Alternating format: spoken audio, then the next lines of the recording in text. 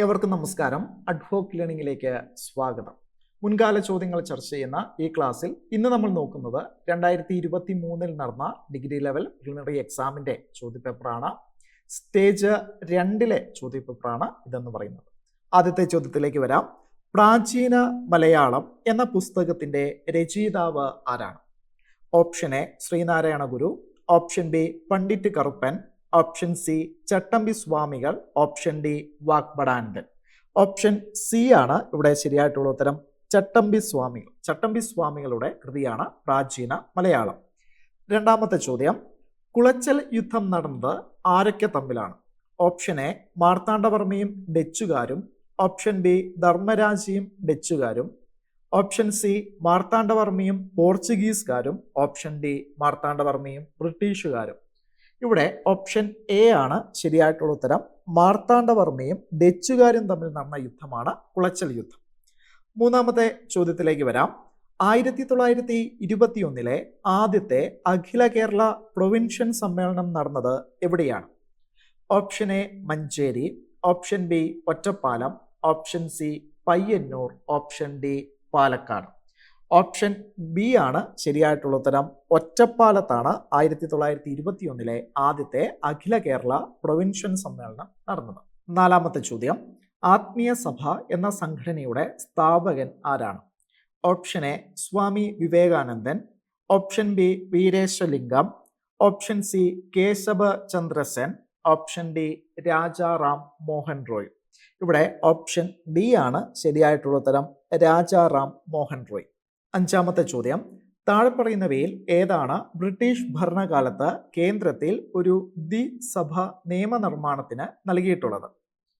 Option A act of 1919, option B act of 1909, option C act of 1892, option D act of 1935. ഇവിടെ option A ആണ് ശരിയായിട്ടുള്ള ഉത്തരം. 1919 act പ്രകാരമാണ് കേന്ദ്രത്തിൽ ഒരു ദ്വിസഭ നിലവിൽ വന്നത്. ആറാമത്തെ ചോദ്യം, 1920 INC സെഷൻ നിസ്സഹകരണ പ്രസ്ഥാനത്തിന് അംഗീകാരം നൽകി. എവിടെയാണ് സെഷൻ നടന്നത്? Option A Calcutta, option B Nagpur, option C Allahabad, option D Madras. Option B ആണ് ശരിയായിട്ടുള്ള ഉത്തരം, നാഗ്പൂര്. അടുത്ത ചോദ്യം, ചൈനയിൽ ചരിത്രപരമായ ലോങ് മാർച്ചിന് നേതൃത്വം നൽകിയത് ആരാണ്? Option A Chiang Kai-shek, option B Sun Yat Sen, option C Mao Tse Tung, option D Yuan Shikai. Option C ആണ് ശരിയായിട്ടുള്ള ഉത്തരം, മാവോ സെ തൂങ്. എട്ടാമത്തെ ചോദ്യം, താഴെ തന്നിരിക്കുന്നവയിൽ UNO-യുടെ ഔദ്യോഗിക ഭാഷയല്ലാത്തത് ഏതാണ്? Option A German, option B English, option C Arabic, option D French. Option A ആണ് ശരിയായിട്ടുള്ള ഉത്തരം, ജർമ്മൻ. ഒൻപതാമത്തെ ചോദ്യം, നമീബിയൻ ചീറ്റകളെ അടുത്തിടെ താമസിപ്പിക്കുവാൻ കൊണ്ടുവന്ന ദേശീയ ഉദ്യാനം ഏതാണ്? Option A Gir, option B Kaziranga, option C Kanha, option D Kuno. Option D ആണ് ശരിയായിട്ടുള്ള ഉത്തരം, കുനോ. പത്താമത്തെ ചോദ്യം, ആദ്യ കേരള ജ്യോതി അവാർഡ് 2022 നേടിയത് ആരാണ്? Option A T Padmanabhan, option B KR Meera, option C MD Vasudevan Nair, option D Sachidanandan. Option C ആണ് ശരിയായിട്ടുള്ള ഉത്തരം, MD വാസുദേവൻ നായരാണ് 2022 ആദ്യമായി കേരള ജ്യോതി അവാർഡ് നേടിയത്. 11ാമത്തെ ചോദ്യം, താഴെ പറയുന്ന പ്രസ്താവനകൾ പരിഗണിക്കുക. 1. ഉപ ഉഷ്ണമേഖല ഉയർന്ന മർദ്ദവലയത്തിൽ നിന്ന് മധ്യരേഖ താഴ്ന്ന മർദ്ദവലയത്തിലേക്ക് വാണിജ്യവാദം വീശുന്നു. 2. കരയും കടൽക്കാറ്റും വാണിജ്യവാദത്തിന് ഉദാഹരണങ്ങളാണ്. 3. വാണിജ്യവാദം ഒരേ ദിശയിൽ സ്ഥിരമായി വീശുന്നു. 4. ധ്രുവപ്രദേശങ്ങളിലാണ് വാണിജ്യവാദം ഏറ്റവും നന്നായി വീശുന്നത്. മുകളിൽ സൂചിപ്പിച്ച പ്രസ്താവനകളിൽ ഏതാണ് ശരി? ഇവിടെ ഓപ്ഷൻ ഡി ആണ് ശരിയായിട്ടുള്ള ഉത്തരം.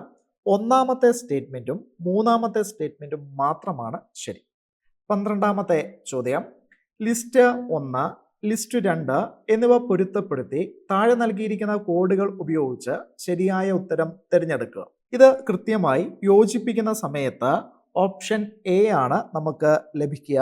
അതായത് പോത്തുണ്ടി ഭാരതപ്പുഴയിലാണ്, പെരിങ്ങൽകുത്ത് ചാലക്കുടിപ്പുഴയിലാണ്, ശങ്കുളം മുതിരപ്പുഴയിലാണ്, പേപ്പാറ കരമന നദിയിലാണ്. ഇങ്ങനെയാണ് ഇവിടെ ലഭിക്കുക. 13ാമത്തെ ചോദ്യം, ശരിയല്ലാത്ത പ്രസ്താവനകൾ തിരിച്ചറിയുക. 1. ആഗ്നേയശിലകൾ അഗ്നിപർവ്വതത്തിന്റെ തരത്തിലാണ്, അതിനാൽ ഫോസിലുകളില്ല. 2. കരിങ്കല്ലും ബസാൾട്ടും അഗ്നിശിലകൾക്ക് ഉദാഹരണങ്ങളാണ്. 3. ഭൂമിയിൽ രൂപപ്പെടുന്ന പ്രാഥമിക പാറകളാണ് ആഗ്നേയശിലകൾ. 4. ആഗ്നേയശിലകൾക്ക് പാളികളുള്ള ഘടനയുണ്ട്. ഓപ്ഷൻ എ 2 മാത്രം, ഓപ്ഷൻ ബി 1ഉം 4ഉം, ഓപ്ഷൻ സി 4 മാത്രം, ഓപ്ഷൻ ഡി ഇവയൊന്നുമല്ല. ഓപ്ഷൻ സി ആണ് ഇവിടെ ശരിയായിട്ടുള്ള ഉത്തരം. 4 മാത്രമാണ് ശരിയല്ലാത്ത പ്രസ്താവന. 14ാമത്തെ ചോദ്യം, താഴെ കൊടുത്തിരിക്കുന്ന എത്ര ജോഡികൾ ശരിയായി പൊരുത്തപ്പെടുന്നു? 1. ബെനിഹാൽ ജമ്മു കാശ്മീർ, 2. ലിബുലക്ക് സിക്കിം, 3. റോഹ്താങ് ഹിമാചൽ പ്രദേശ്, 4. ഷിപ്കില അരുണാചൽ പ്രദേശ്. ഇവിടെ 2 ജോഡികൾ മാത്രമാണ് ശരിയായിട്ടുള്ളത്. ഓപ്ഷൻ ബി ആണ് ശരിയായിട്ടുള്ള ഉത്തരം. 15ാമത്തെ ചോദ്യം, 2021 മാർച്ചിൽ സൂയസ് കനാലിന്റെ തെക്കേ അറ്റത്ത് കുടുങ്ങിയ ചരക്ക് കപ്പലിന്റെ പേര് എന്താണ്? Option A MSC Oscar, option B MSC മിന, option C HMM Oslo, option D ever given. Option D ആണ് ഇവിടെ ശരിയായിട്ടുള്ള ഉത്തരം, എവർ ഗിവൺ. 16ാമത്തെ ചോദ്യം, റവന്യൂ ക്യാപിറ്റൽ അക്കൗണ്ടുകൾ, അറ്റ റവന്യൂ രസീതുകൾ, വായ്പകളുടെ വീണ്ടെടുക്കൽ, മറ്റ് രസീതുകൾ എന്നിവയിൽ ഇന്ത്യ ഗവൺമെന്റിന്റെ ആകെ ചെലവ് ഇവയിൽ ഏതാണ്? ഓപ്ഷൻ എ റവന്യൂ കമ്മി, ഓപ്ഷൻ ബി ധനക്കമ്മി, ഓപ്ഷൻ സി പ്രാഥമിക കമ്മി, ഓപ്ഷൻ ഡി ഫലപ്രദമായ റവന്യൂ കമ്മി. ഓപ്ഷൻ ബി ആണ് ഇവിടെ ശരിയായിട്ടുള്ള ഉത്തരം, ധനക്കമ്മി. 17ാമത്തെ ചോദ്യം, നിർമ്മാണം ഡാഷ് ഭാഗമാണ്. ഓപ്ഷൻ എ പ്രാഥമിക മേഖല, ഓപ്ഷൻ ബി ദ്വിതീയ മേഖല, ഓപ്ഷൻ സി സേവന മേഖല, ഓപ്ഷൻ ഡി ഇവയൊന്നുമല്ല. ഓപ്ഷൻ ബി ആണ് ശരിയായിട്ടുള്ള ഉത്തരം, ദ്വിതീയ മേഖല. 18ാമത്തെ ചോദ്യം, താഴെ പറയുന്ന പ്രസ്താവനകളിൽ ഏതാണ് ശരി? 1. ട്രാൻസ്ഫർ പേയ്മെന്റുകൾ വ്യക്തിഗത വരുമാനത്തിന്റെ ഭാഗമാണ്. 2. ഡിസ്പോസിബിൾ വരുമാനത്തിൽ നേരിട്ടുള്ള നികുതി അടവുകളും ഉൾപ്പെടുന്നു. 3. NNP ഫാക്ടർ ചെലവിൽ പരോക്ഷ നികുതി പേയ്മെന്റുകളിൽ ഉൾപ്പെടുന്നു. ഇവിടെ ശരിയായിട്ടുള്ളത് ഓപ്ഷൻ എ ആണ്, 1 മാത്രമാണ്. 19ാമത്തെ ചോദ്യം, ഇന്ത്യയിൽ GDPയുടെ മേഖലാ സംഭാവനകളെ കുറിച്ചുള്ള താഴെ പറയുന്ന പ്രസ്താവനകളിൽ ഏതാണ് ശരി? 1. പ്രാഥമിക മേഖലയുടെ ശതമാന വിഹിതം കാലക്രമേണ കുറഞ്ഞു. 2. ദ്വിതീയ മേഖലയുടെ ശതമാന വിഹിതം കാലക്രമേണ കുറഞ്ഞു. 3. സേവന മേഖലകളുടെ ശതമാന വിഹിതം കാലക്രമേണ കുറഞ്ഞു. ഓപ്ഷൻ സി ആണ് ശരിയായിട്ടുള്ള ഉത്തരം, 1ഉം 2ഉം മാത്രമാണ് ശരി. 20ാമത്തെ ചോദ്യം, സമ്പദ് വ്യവസ്ഥയിൽ പണലഭ്യത കുറയ്ക്കുന്നതിന് RBIയുടെ ഏറ്റവും മികച്ച നയസംയോജനം ഏതാണ്?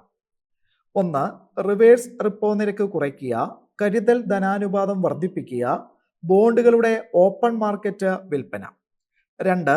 റിപ്പോ നിരക്ക് വർദ്ധിപ്പിക്കുക, കരുതൽ ധനാനുപാതം വർദ്ധിപ്പിക്കുക, ബോണ്ടുകളുടെ ഓപ്പൺ മാർക്കറ്റ് വിൽപ്പന. 3. റിപ്പോ നിരക്ക് കുറയ്ക്കുക, ബാങ്ക് നിരക്ക് കുറയ്ക്കുക, ബോണ്ടുകളുടെ ഓപ്പൺ മാർക്കറ്റ് വാങ്ങൽ. 20ാമത്തെ ചോദ്യത്തിന്റെ ഉത്തരം ഓപ്ഷൻ ഡി ആണ്, 2. 21ാമത്തെ ചോദ്യം, മനുഷ്യാവകാശങ്ങളുടെ സാർവത്രിക പ്രഖ്യാപനത്തിന്റെയും ഇന്ത്യയുടെ ഭരണഘടനാ അസംബ്ലിയുടെയും ഭാഗമായ വനിതാ അംഗത്തെ തിരിച്ചറിയുക. Option A Vijayalakshmi Pandit, option B Sarojini Naidu, option C Durgabai Deshmukh, option D Hansa Jivraj Mehta. Option D ആണ് ഇവിടെ ശരിയായിട്ടുള്ള ഉത്തരം. 22ാമത്തെ ചോദ്യം, ബൽവന്ത് റായ് മേത്ത കമ്മിറ്റിയുമായി ബന്ധപ്പെട്ട ശരിയായ ഉത്തരം ഏതാണ്? എ SC ST വിഭാഗങ്ങൾക്ക് സംവരണം നിർദ്ദേശിച്ചു. ബി. രാഷ്ട്രീയ പാർട്ടികളുടെ പങ്കുപയോഗിച്ച് പ്രാദേശിക ഭരണത്തിന് ത്രിതല സംവിധാനം. Option C. ത്രിതല സംവിധാനം ഗ്രാമപഞ്ചായത്ത്, പഞ്ചായത്ത് സമിതി, ജില്ലാ പരിഷത്ത്. Option D. പ്രാദേശിക തലത്തിൽ നീതി നടപ്പാക്കുന്നതിന് ന്യായ പഞ്ചായത്ത്. ഓപ്ഷൻ സി ആണ് ഇവിടെ ശരിയായിട്ടുള്ള ഉത്തരം. 23ാമത്തെ ചോദ്യം. ഭാഷാ ന്യൂനപക്ഷങ്ങൾക്കുള്ള പ്രത്യേക ഓഫീസർ പരിഗണിക്കുക. താഴെ തന്നിരിക്കുന്നവയിൽ നിന്ന് ശരിയായ ഉത്തരം തിരഞ്ഞെടുക്കുക. Option A. ഇതൊരു നിയമാനുസൃത സ്ഥാപനമാണ്. Option B. ഇത് ആഭ്യന്തര മന്ത്രാലയത്തിന് കീഴിലാണ്. Option C. ഭരണഘടന ഭാഷാ ന്യൂനപക്ഷങ്ങളെ നിർവചിച്ചിരിക്കുന്നു. Option D. സംസ്ഥാന പുനഃസംഘടനാ കമ്മീഷൻ 1956 ശുപാർശ ചെയ്തത്. ഓപ്ഷൻ ഡി ആണ് ഇവിടെ ശരിയായിട്ടുള്ള ഉത്തരം. 24ാമത്തെ ചോദ്യം. സംസ്ഥാന നയത്തിന്റെ ഡയറക്റ്റീവ് പ്രിൻസിപ്പിൾസ് സംബന്ധിച്ച താഴെ നൽകിയിരിക്കുന്ന പ്രസ്താവനകളിൽ നിന്ന് ശരിയായ ഉത്തരം തിരഞ്ഞെടുക്കുക. 1. ഈ ആശയം ബ്രിട്ടീഷ് ഭരണഘടനയിൽ നിന്ന് കടമെടുത്തതാണ്. 2. ചില ആശയങ്ങൾ ഗാന്ധിയൻ തത്വങ്ങളുടെ പ്രതിഫലനമാണ്. 3. സർക്കാരിന്റെ പ്രകടനം അളക്കാനുള്ള അളവുകോലാണ്. 4. ഇത് ഭേദഗതിക്ക് വിധേയമാണ്, കൂടാതെ ജുഡീഷ്യൽ അവലോകനത്തിനും അതീതമാണ്.